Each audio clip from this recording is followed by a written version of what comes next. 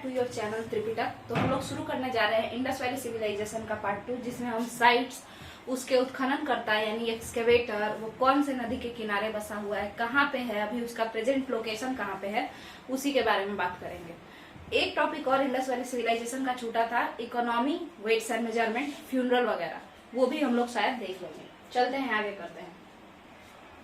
तो देखिए थोड़ा समझ लेते हैं। फ्यूनरल दो तरीके से होता था। फ्यूनरल यानी शवों को क्या जलाया जाता था या दफनाया जाता था। तो कुछ जगहों पे जलाया जाता था जैसे मोहनजोदारो, और कुछ जगहों पे दफनाया जाता था जैसे ये क्या बोलते हैं, हड़प्पा। ठीक है, तो इस तरीके से हम लोगों ने फ्यूनरल वाला जो था उसको कंप्लीट कर लिया है। इसके अलावा इकोनॉमी की अगर बात करें तो इकोनॉमी मेनली बार्टर सिस्टम थी, है ना। और बार्टर सिस्टम क्या होता है, तो सामान के बदले सामान जो होता है उसी को बार्टर सिस्टम कहते हैं। तो ये दो चीज जो है वही बाकी था। इसके अलावा कुछ खास चीज यहाँ पे नहीं बचा हुआ था। तो हम लोग अब शुरू करने जा रहे हैं साइट्स के बारे में। इंडस वैली सिविलाइजेशन का जो साइट है उसी को देखते हैं। साइट यानी स्थल। सिंधु घाटी सभ्यता के महत्वपूर्ण स्थलों के बारे में समझते हैं। देखिए हड़प्पा, तो जैसा कि आप लोगों को पता होगा कि हड़प्पा का क्या खासियत है ना। तो हड़प्पा का खासियत ये है कि हड़प्पा सिंधु घाटी सभ्यता की पहली साइट या पहला स्थान है। ठीक है, तो इसीलिए हड़प्पा, अब ये हड़प्पा जो है इसीलिए इम्पोर्टेंट है। हड़प्पा की खोज किसने की या हड़प्पा का उत्खनन किसने किया बताइए। तो राय बहादुर दयाराम साहनी ने किया। नदी कौन सा है, तो नदी के बारे में अगर आप पूछेंगे तो रावी नदी। ये तो हम उस वाले वीडियो में भी बताए हैं कि कौन सा नदी है, और ये रावी नदी के बाएं किनारे पे है हड़प्पा। इसका ट्रिक होता है बाहर। सबसे ज्यादा यही कुछ हड़प्पा, मोहनजोदड़ो, ये सब ही पूछा जाता है वनडे एग्जाम्स में। मोहनजोदड़ो की बात अगर हम करते हैं, अच्छा हड़प्पा के कुछ खासियत के बारे में अगर हम लोग देखना चाहें तो हम बता देते हैं। देखिए यहाँ पे हड़प्पा में क्या है कि 2 रूम्ड बैरक्स, ज्यादातर लेबर का अकोमोडेशन यहाँ पे देखने को मिलता है ना। 2 माले का घर इस तरीके का, है ना। 2 माले का घर नहीं, 2 रूम्ड बैरक यानी कि 2 रूम का बना हुआ रहता था। कोर्टयार्ड उसमें भी होता था, और भी कई सारी चीजें। जैसे हड़प्पा में एक श्रृंगी पशु बहुत ज्यादा देखने को मिला है, यूनिकॉर्न। हड़प्पा की मोहरों पर यूनिकॉर्न बहुत ज्यादा देखने को मिला है। ठीक है, तो यहाँ पे ये सारी चीजें हैं। तो ये रावी नदी के किनारे बसा हुआ है। मोहनजोदड़ो की बात करें तो ये मोहनजोदड़ो सिंधु नदी के सीधे किनारे पर यानी राइट बैंक पे बसा हुआ है। ठीक है, सिंधु नदी के। मोहनजोदड़ो का जो लोकेशन है वो कहाँ है, तो मोहनजोदड़ो का लोकेशन है सिंध में। ठीक है, सिंध पाकिस्तान में मोहनजोदड़ो का लोकेशन पड़ता है। ठीक है, आगे समझते हैं। हड़प्पा का लोकेशन कहाँ है, तो Montgomery district of Punjab Pakistan. ठीक है, Montgomery district of Punjab Pakistan, वहीं पे आपका हड़प्पा पड़ता है। आगे समझते हैं चनमुद्रो के बारे में। तो जहां तक चनमुद्रो का बात है तो चनमुद्रो, मोहनजोदड़ो जो है वो सिंध के सीधे किनारे पे पड़ता है। सीधा किनारा यानी राइट बैंक ऑफ सिंधु नदी। सिंधु नदी इंडस जो रिवर है उसके। Chanhudaro left bank of, Chanhudaro left bank of Sindhu नदी, left bank of Indus river में पड़ता है। नवाबशाह डिस्ट्रिक्ट ऑफ सिंध में पड़ता है। सिंध क्या है, स्टेट है, कहाँ का, पाकिस्तान का। वहाँ का एक डिस्ट्रिक्ट है, एक जिला है नवाबशाह, वहीं पे चनमुद्रो पड़ता है। चनमुद्रो को किसने खोजा, तो मैके ने खोजा और मजूमदार ने खोजा। मैके एंड मजूमदार ने खोजा। चनमुद्रो की खासियत ये है कि ये ज्यादातर यहाँ पे जो है कैसे लोग रहते थे, तो व्यापारी वर्ग के लोग रहते थे। ठीक है, व्यापारी वर्ग के लोग ज्यादातर चनमुद्रो में देखने को मिलते हैं। और ज्यादातर जो सामान मिला है वो लड़कियों से रिलेटेड मिला है, जैसे लिपस्टिक मिला है, ऐनक मिला है ना। तो ये सारा जो चीज होता है, ऑर्नामेंट्स वगैरह, ये सारा चीज तो ज्यादातर ये फीमेल ओरिएंटेड मिला है। ठीक है ना। और नक्काशीदार ईंट भी यहाँ देखने को मिले हैं। हालांकि कालीबंगन में भी नक्काशीदार ईंट और जुते हुए खेत के साक्ष्य मिले हैं। ठीक है, आगे समझते हैं चनमुद्रो के बाद कालीबंगन के लिए। इधर आ जाते हैं हम। देखिए कालीबंगन, कालीबंगन जो है वो घग्गर नदी के किनारे बसा हुआ है। कालीबंगन किस नदी के किनारे बसा हुआ है, तो घग्गर नदी के किनारे बसा हुआ है। घग्गर नदी जो है ये कहाँ है आखिर कालीबंगन, तो कालीबंगन भारत में है। कालीबंगन कहाँ है, भारत में है। भारत के कौन से राज्य में है, राजस्थान में है। भारत के कौन से राज्य में पड़ता है कालीबंगन, राजस्थान। ठीक है, और राजस्थान के कौन से जिला में पड़ता है, हनुमानगढ़ जिला। ठीक है ना, हनुमानगढ़ जिला ये ऊपर है।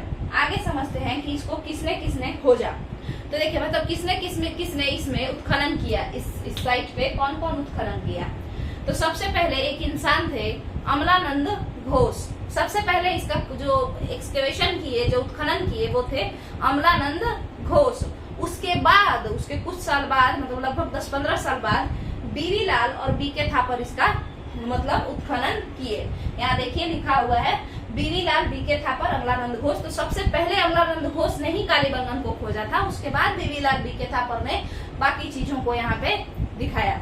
कालीबंगन का कुछ खासियत देख लेते हैं। तो कालीबंगन में जुते हुए खेत मिले हैं, कालीबंगन में नक्काशीदार ईंटों के साक्ष्य मिले हैं, और ऐसा क्या क्या है जो कालीबंगन के लिए इम्पोर्टेंट है। तो ब्लैक बैंगल्स के नाम पे इसका नाम पड़ा है, इसका मतलब है कि वहाँ पे बैंगल वगैरह बनाया जाता होगा। इसके अलावा और भी अगर बात कर लेते हैं कालीबंगन के लिए, तो आपको बता दें कि सिंधु घाटी सभ्यता का सबसे इम्पोर्टेंट है, सुनिएगा, सिंधु घाटी सभ्यता का एक महत्वपूर्ण साइट होने के बावजूद, यानी सिंधु घाटी सभ्यता का, इंडस वैली सिविलाइजेशन का एक इम्पोर्टेंट साइट, एक महत्वपूर्ण स्थल होने के बावजूद कालीबंगन में जो ड्रेनेज पैटर्न है वो नहीं है।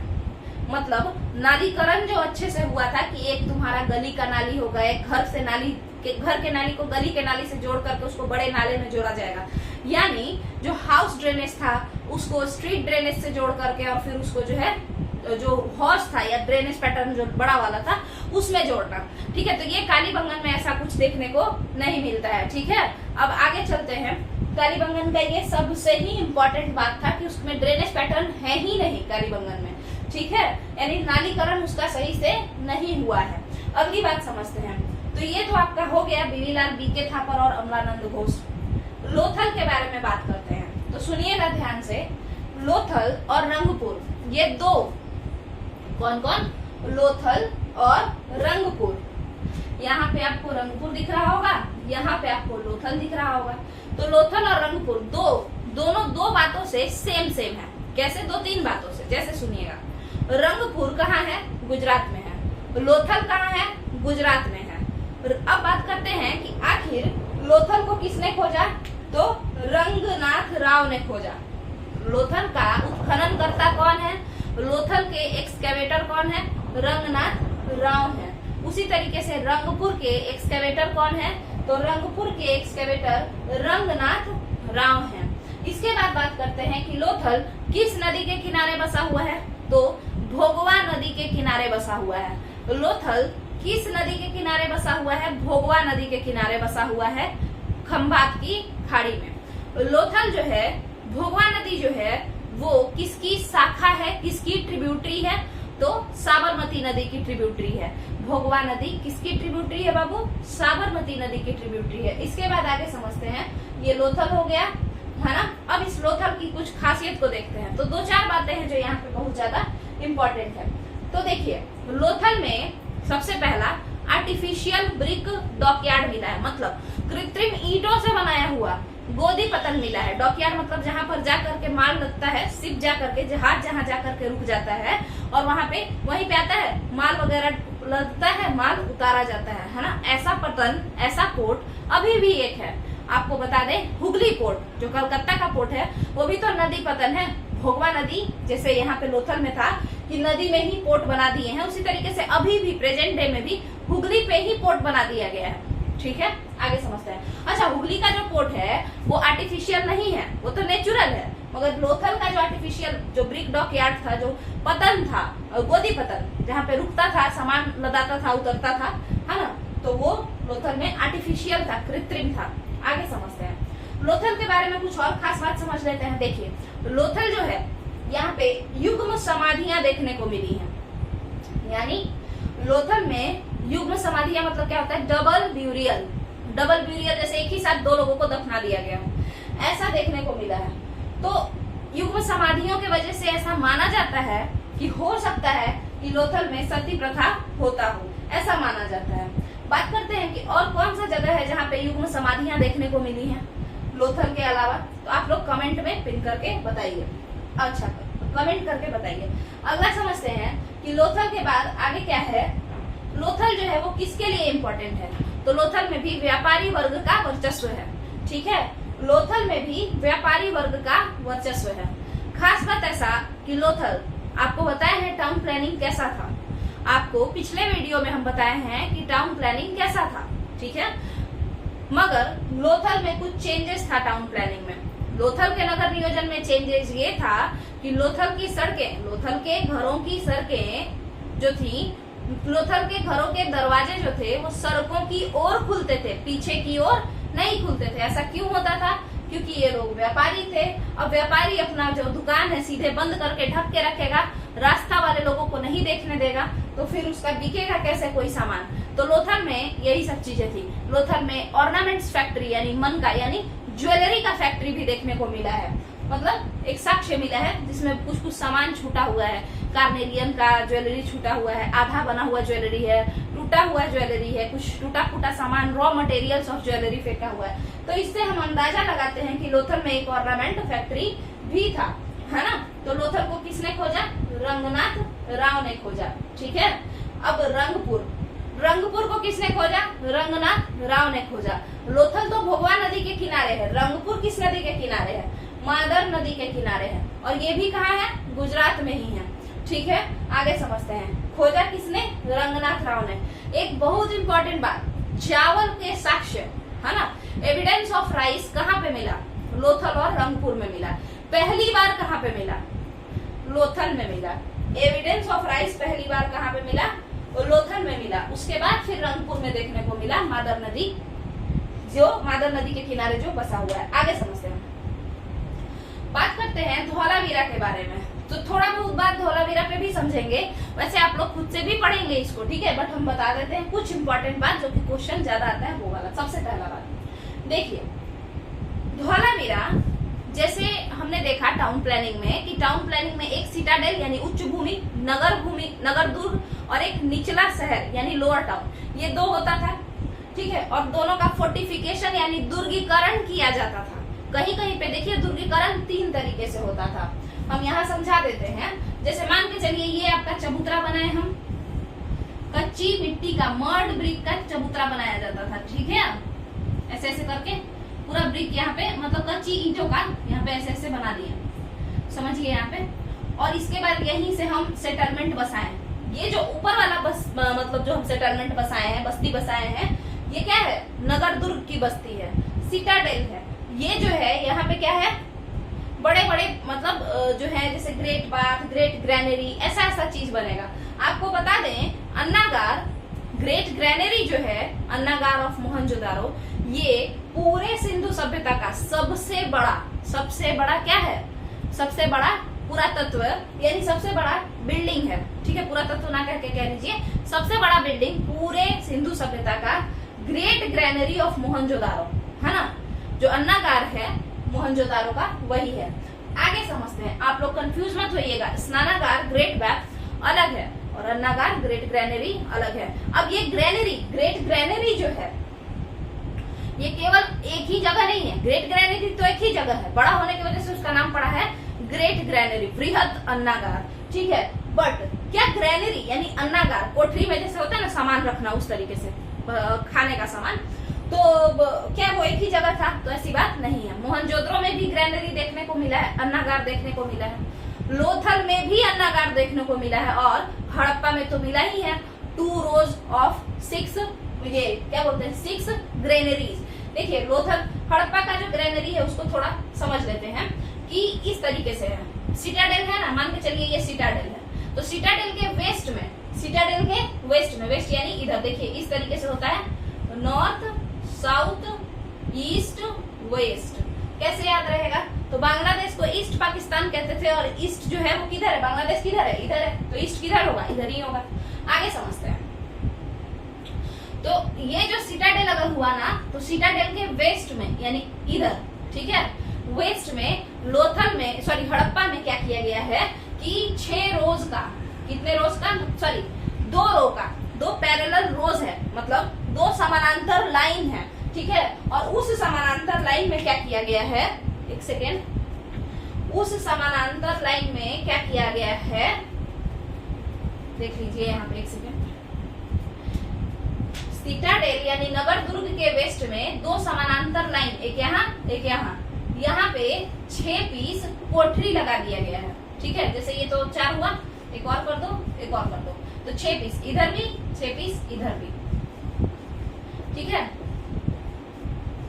ऐसे करके 6 पीस, 2 समानांतर लाइन में 2 rows of 6 ग्रेनरीज ऐसा बनाया गया है। और ये लगभग अगर हम इस पूरे का अगर हम एरिया नापते हैं तो ये ग्रेट ग्रेनरी ऑफ मोहनजोदड़ो के बराबर हो जाता है। और इसके बाद हम लोग देखते हैं कि इसके नीचे मतलब ये तो सिटाडेल यानी नगर दुर्ग के पश्चिम में ये तो है ही, ये है क्या हड़प्पा का क्या 2 rows 2 समानांतर लाइन में क्या है ग्रेनरीज 6 ग्रेनरीज 6 ग्रेनरी है, ठीक है, 6 अन्नागार है, यानी टोटल 12 अन्नागार। इसके बाद इस अन्नागार के इस कलेक्टिवली ये पूरे के पूरे अन्नागार के साउथ में ब्रिक का क्या बनाया गया है, हस्ट करने के लिए, थ्रेशन करने के लिए। थ्रेशन करना मतलब क्या होता है, मतलब जैसे पटक पटक करके धान निकालते, धान से चावल निकालते हैं, ये सब साफ सफाई करना, तो उसके लिए यहाँ पे ब्रिक का बनाया गया है ना। इसके साउथ में अन्नागार के साउथ में धान के लिए या जौ के लिए, व्हीट के लिए, किसी भी चीज के लिए पटक पटक के साफ वगैरह करने के लिए यहाँ पे ईंटों का बनाया गया है। अब खास बात जो हम बता रहे थे कि 3 तरीके से हम फोर्टिफिकेशन कर सकते हैं। क्या हम कह रहे हैं कि हम 3 तरीके से फोर्टिफिकेशन कर सकते हैं। कैसे कैसे उसको समझ लेते हैं हम। देखिए हमने कहा कि ये एक क्या है, ये तो यहाँ पे ईट है ना, और इसके ऊपर सिटाडेल और यहाँ पे लोअर टाउन, इसके क्योंकि ये नीचे ही बन गया है तो ये लोअर टाउन ऑटोमेटिकली हो जाएगा। इसको मड ब्रिक के ऊपर बनाया गया है, तो मड ब्रिक के ऊपर बनाया गया तो ये ऊंचा हो गया और ये यहीं से शुरू कर दिया गया बसाना, तो इस वजह से ये नीचा पड़ जाता था। अब 2-3 तरीके से इसका फोर्टिफिकेशन होता था। एक क्या होता था बाबू, और 2-3 चीजों से होता था। कुछ लोग ईंटों से करवाते थे, पक्की ईंटों से फोर्टिफिकेशन यानी किलेबंदी करवाते थे, 4 दीवारी लगवाते थे पक्की ईंटों का। तो कुछ लोग पत्थर का लगवाते थे। आप लोग शायद देखेंगे धोलावीरा में पत्थर के मतलब पत्थर से जो है फोर्टिफिकेशन करवाया गया है। अब देखिए कि किलेबंदी कितने तरीके से होता था। तो ये हो गया मान के चलिए आपका लोअर टाउन, और ये हो गया निचला शहर, और ये हो गया सिटाडेल। कुछ लोग कहीं कहीं किसी शहरों में क्या होता था कि ये ऐसे होता था, बस ये फोर्टिफिकेशन हो गया, ठीक है। किसी किसी शहर में क्या होता था कि पूरा का पूरा फोर्टिफिकेशन होता था, लोअर टाउन को भी घेर लिए, ये सब घेर लिए, ठीक है। और ये लोअर टाउन जो है, और किसी किसी शहर में क्या होता था कि इसको पूरा तो घेरे ही, ये सिटाडेल अलग घेर दिए, लोअर टाउन को अलग घेर दिए, ठीक है, ऐसा भी होता था। समझ में आया। अब बात करते हैं आगे कि आखिर धोलावीरा का क्या खासियत है। तो धोलावीरा पे हम लोग शायद आ चुके हैं, कालीबंगन हो गया, लोथल हो गया, धोलावीरा। तो धोलावीरा को समझते हैं। देखिए धोलावीरा की अगर हम लोग बात करते हैं तो सबसे पहले जानेंगे, बताइए कि भारत का सबसे बड़ा सिंधु सभ्यता का साइट यानी प्लेस कौन सा है? राखीगढ़ी। धोलावीरा नहीं है, राखीगढ़ी जो कि दृशाधवती नदी के किनारे जो है हरियाणा में है ये, ठीक है। दृशाधवती नदी के किनारे है, ये हरियाणा में पड़ता है राखीगढ़ी। और ये आपका क्या है, ये क्या है राखीगढ़ी, ये भारत का सबसे बड़ा साइट है। इसके अलावा कई सारे साइट है, लोथल रोपर सब जो है भारत में ही है। तो जरा समझते हैं किसके बारे में, धोलावीरा। धोलावीरा कुछ खास है इसीलिए हम इस पे ध्यान दे रहे हैं। देखिएगा धोलावीरा लूनी नदी के किनारे बसा है, खादीर बेट के पास लूनी नदी के किनारे बसा है ये, कच्छ में। इसको किसने खोजा है? तो जेपी जोशी और रविंद्र सिंह बिष्ट ने खोजा है। जेपी जोशी और रविंद्र सिंह बिष्ट ने इसका एक्सकेवेशन किया है, उत्खनन किया है। अब बात करते हैं कि रविंद्र सिंह बिष्ट कौन वाले, तो वही वाले जो बनवाली को खोजे थे। बनवाली कहाँ है? हिसार डिस्ट्रिक्ट ऑफ हरियाणा में है, ठीक है। तो बनवाली वाले जो रविंद्र सिंह बिष्ट थे वही वाले। बनवाली की खासियत क्या है? तो बनवाली में कोई भी चीज बना हुआ नहीं है, मतलब समझिएगा, ये याद करने का तरीका है कि बनवाली में ना अर्बन सेंटर नहीं मिला है। वो जैसे हड़प्पा मोहनजोदड़ो कितना ज्यादा डेवलप था, बनवाली उतना ज्यादा डेवलप था ही नहीं, वो बस ऐसे ही था, थोड़ा बहुत उसमें स्टार्ट हो रहा था डेवलपमेंट, ठीक है। मतलब बहुत ज्यादा जैसे नगर दुर्ग वो सब चीजें जो है उतने अच्छे से डेवलप तरीके से, बढ़िया तरीके से नहीं बनाया गया था बनवाली में। सड़कें अच्छे से नहीं बनी हुई थी बनवाली की, ठीक है। तो उसे भी किसने खोजा है? रविंद्र सिंह बिष्ट ने। कहाँ पे है ये? हिसार डिस्ट्रिक्ट ऑफ हरियाणा में है। और जो आपका ये बनवाली है ये कौन से नदी के किनारे है? रंगोई नदी के किनारे है। आगे समझते हैं। तो हम बात कर रहे थे धोलावीरा के लिए। धोलावीरा लूनी नदी के किनारे है, कच्छ डिस्ट्रिक्ट ऑफ गुजरात में है। खादीर बेट करके एक आइलैंड है, उससे ये नजदीक पड़ता है। जेपी जोशी और रविंद्र सिंह बिष्ट ने इसको खोजा है। इससे ज्यादा धोलावीरा से कुछ पूछेगा नहीं, अगर पूछे ये एक्सकेवेशन से रिलेटेड। अब धोलावीरा की खासियत को समझते हैं। देखिए, धोलावीरा बाकी सिंधु सभ्यता के जितने भी साइट थे उससे थोड़ा अलग था। कैसे? बाकी सिंधु सभ्यता के जो साइट्स थे वो 3 भाग में नहीं बल्कि 2 भाग में विभाजित थे। उचला शहर यानी नगर दुर्ग और निचला शहर। ठीक है, नगर दुर्ग को सिटाडेल कहते हैं, निचला शहर को लोअर टाउन कहते हैं। हम बार बार ये बोल रहे हैं ताकि आप लोग याद हो जाए, आप लोगों को समझिए। तो ये 2 तरीके का होता था डिवीजन शहर का, एक ऊंचे वाला शहर और ये नीचे वाला। ठीक है, मगर उसके बाद क्या हुआ, धोलावीरा में 3 डिवीजन है।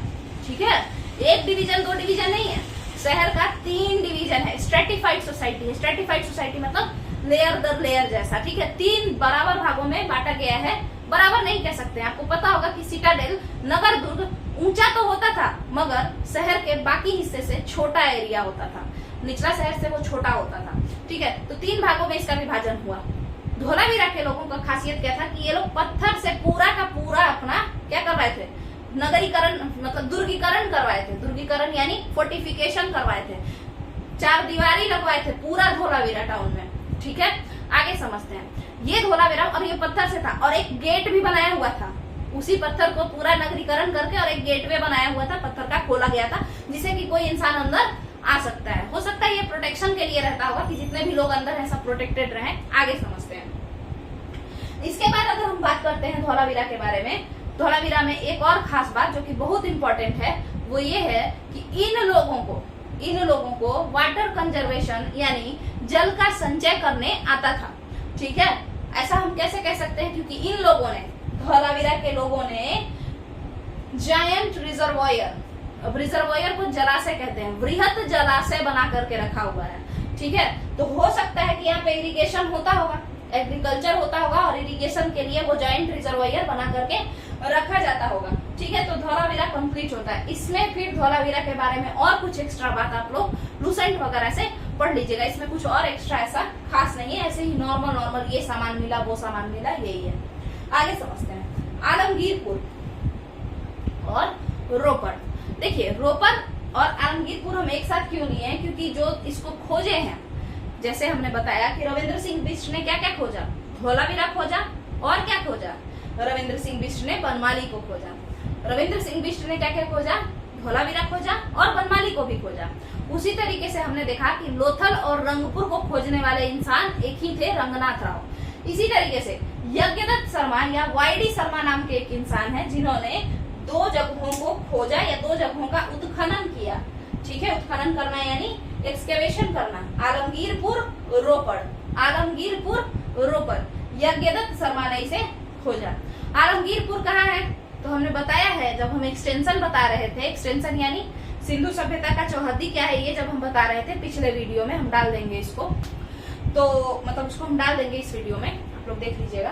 तो ये जो आलमगीरपुर है ये यज्ञदत्त शर्मा, तो एक्सटेंशन हम बता रहे हैं कि इसका जो सिंधु घाटी सभ्यता जो कि त्रिभुजाकार है ना, ट्रायंगुलर शेप का है, उसका ईस्टर्न मोस्ट एक्सपेंशन जो है, मतलब उसका जो पूर्वोत्तम साइट है, जो पूर्वोत्तम स्रोत है, वही आलमगीरपुर है। आलमगीरपुर कौन से नदी के किनारे है, हिंडौन नदी के किनारे है या हिंडन नदी के किनारे है। आलमगीरपुर कौन से जिला में पड़ता है, मेरठ जिला में पड़ता है। आलमगीरपुर कौन से राज्य में पड़ता है, उत्तर प्रदेश राज्य में पड़ता है। आलमगीरपुर कौन से देश में पड़ता है, भारत देश में पड़ता है। आगे समझते हैं। इसके बाद है रोपड़। आलमगीरपुर को किसने खोजा है, जिसने रोपड़ को खोजा है। किसने खोजा है रोपड़ को, यज्ञदत्त शर्मा ने खोजा है। रोपड़ को समझते हैं। रोपड़ का जो है यज्ञदत्त शर्मा है ना। अब रोपड़ कहाँ है, पंजाब में है। रोपड़ कहाँ है, पंजाब में है, सतलज नदी के किनारे है। तो यहाँ तक जो है, इसके अलावा और ऐसा कोई साइट वगैरह है नहीं। सूचकांगेडोर ये सब है, इम्पोर्टेंट है, तो उसके बारे में हम बताए हैं कि सूचकांगेडोर जो है किस कहाँ का, मतलब वेस्टर्न मोस्ट साइट है इंडस वैली सिविलाइजेशन का। बाकी चीजों के बारे में हम लोग बात कर चुके हैं। बाकी इसमें हाँ एक और खास बात हम बता दें कि यहाँ पे जो मतलब मनके बनाए जाते हैं, मनका ज्वेलरी को कहते हैं, ठीक है, और पॉटरी को भी कहीं कहीं कहा जाता है, ठीक है, बट मेनली ज्वेलरी को कहते हैं, क्योंकि आप लोग अगर एनसीईआरटी में फिगर देखोगे इस तरीके से ऐसे करके कार्नेलियल के पत्थर से बनाया गया है, तो वो पॉटरी जैसा नहीं दिख रहा है, वो ज्वेलरी ही है। समझ में आया? तो एक तो मनका वगैरह यहाँ पे बनता था, ये सब बता दिए हैं। हाँ, एक चीज खास इंपॉर्टेंट बात है कि क्या सिंधु घाटी के लोग माप तौल से परिचित थे, वेट्स एंड मेजरमेंट से परिचित थे? तो हाँ, परिचित थे। आप लोग देखे होंगे कि चर्ट स्टोन का, चर्ट पत्थर एक होता है व्हाइट कलर का, उसका ना रेक्टेंगुलर शेप में ढेर सारा पत्थर मिला है, जो कि ऐसा लगता है कि तराजू, और तराजू भी मिला है, ठीक है, तराजू भी मिला है टॉय काट का, मतलब टेराकोटा का तराजू मिला है। उससे भी पता चलता है कि ये लोग माप तौल से परिचित थे, और तौलने के लिए चर्ट पत्थर का रेक्टेंगुलर शेप का, इतना छोटा इतना बड़ा ऐसे ऐसे करके ये लोग रखे रहते थे, ठीक है। और इनकी जो इकाई थी वो कैसे चलती थी? तो 2 के इसमें चलती थी, जैसे 2, 4, 8, 16 ऐसे, ठीक है। 2 के क्या उसको बोलते हैं, मल्टीप्लीकेशन कह लीजिए, है ना। तो 2 के मल्टीप्लीकेशन में ये चलती थी, 2 के मल्टीपल में 2 यूनिट का होता था, फिर 4 यूनिट का, 8 यूनिट का, 16 यूनिट का, ऐसे। पॉलिटी की बात करें तो वो हम बता दिए पिछले वीडियो में कि पॉलिटी कैसा था, किस तरीके से सारा चीज एक ओलिगार्की जैसा देखने को लगता है। अब ओलिगार्की क्या होता है आप लोग पिछले वीडियो में देखिए। इसके बाद बताते हैं एक जो खास बात है कि डिक्लाइन कैसे हुआ, इंडस वैली सिविलाइजेशन का डिक्लाइन कैसे हुआ। अब यहाँ पे समझ लेते हैं। देखिए, इंडस वैली सिविलाइजेशन का डिक्लाइन के कई कारण कहे जाते हैं। कुछ हिस्टोरियंस ऐसा कहते हैं कि बाढ़ आया होगा, कुछ कहते हैं कि सूखा पड़ा होगा, ठीक है, कुछ कहते हैं कि रिवर ने अपना रास्ता बदल लिया, जिस कारण से क्या हुआ कि एक साइड सूखा पड़ गया, एक साइड बाढ़ आ गया, ठीक है। अब बताते हैं, कुछ ने कहा कि देखिए ऐसा हुआ होगा कि पूरा का पूरा चारागाह ही खत्म हो गया होगा, जंगल खत्म हो गया होगा। क्यों? क्योंकि लकड़ियों का बहुत यूज हो रहा था, और जंगल और चारागाह क्यों खत्म हो गया होगा? क्योंकि पशु मतलब डोमेस्टिकेशन इतना बड़े लेवल पे हो रहा था, तो इस वजह से जंगल सारा खत्म हो गया होगा। ये सारी बातों को कहा गया। अब कुछ हिस्टोरियंस का ऐसा मानना है कि अटैक हुआ, इन्वेजन हुआ। अटैक हुआ कैसे? तो सुनिए जरा ध्यान से, बहुत ध्यान से सुनिएगा। ये एनसीईआरटी क्लास 12th में दिया हुआ है, और मतलब इसमें और थोड़ा सा इधर उधर से भी आपको पढ़ना पड़ेगा, बट सबसे बेस्ट है एनसीईआरटी 12th को अच्छे से समझने का कोशिश करें। तो सुनिएगा क्यों इसका इन्वेजन का। कुछ हिस्टोरियन ने कहा इन्वेजन हुआ। अब इन्वेजन कैसे हुआ, कौन किया? तो सुनिएगा, आपको पता है पूर्व, है ना, आप वैदिक सिविलाइजेशन जब पढ़ेंगे तो कहता है पूरब, पूरब एक ऑफिशियल होता है, एक ऑफिसर होता है, दुर्गपति जिसको कहते हैं, ठीक है। तो जो आपका वैदिक सिविलाइजेशन था ना, उस समय पूर्व किसको कहा जाता था? किला को कहा जाता था, ठीक है। किलेबंद शहर को क्या कहा जाता था? पूर्व कहा जाता था। और उस किलेबंद शहर का जो हेड होता था या जो उसका रखवाली करता था, उसको पूरब कहते थे, ठीक है। अब बताते हैं आगे। देखिए, अब इंद्र को पुर का विध्वंसक कहा जाता था। इंद्र देवता जो होते हैं उन्हें कहा जाता था कि ये पुर के यानी किला जो है, किले के, ठीक है, किले के विध्वंसक हैं, ठीक है। और इस तरीके से आपको बता दें कि किले के विध्वंसक है, ऐसा कहा जाता है। तो कहीं ना कहीं ऐसा मानते हैं कुछ हिस्टोरियंस कि पूर ये सब जो रिलेटेड टर्म है ना, तो इससे ऐसा लगता है कि वैदिक सभ्यता के लोगों ने कहीं ना कहीं उन लोगों पे अटैक किया था जो किलेबंद शहर था, उन लोगों पे अटैक किया था, किलेबंद शहरों पे अटैक किया था। और इस तरीके से इन्वेजन के बाद क्या हो गया, वो सभ्यता का पतन हो गया और लोगों ने वैदिक सभ्यता में एंट्री लिया। धीरे धीरे फिर उसका फ्लरिश हुआ, तो वैदिक सभ्यता के रूप में वो फ्लरिश हुआ। समझ में आ गया होगा।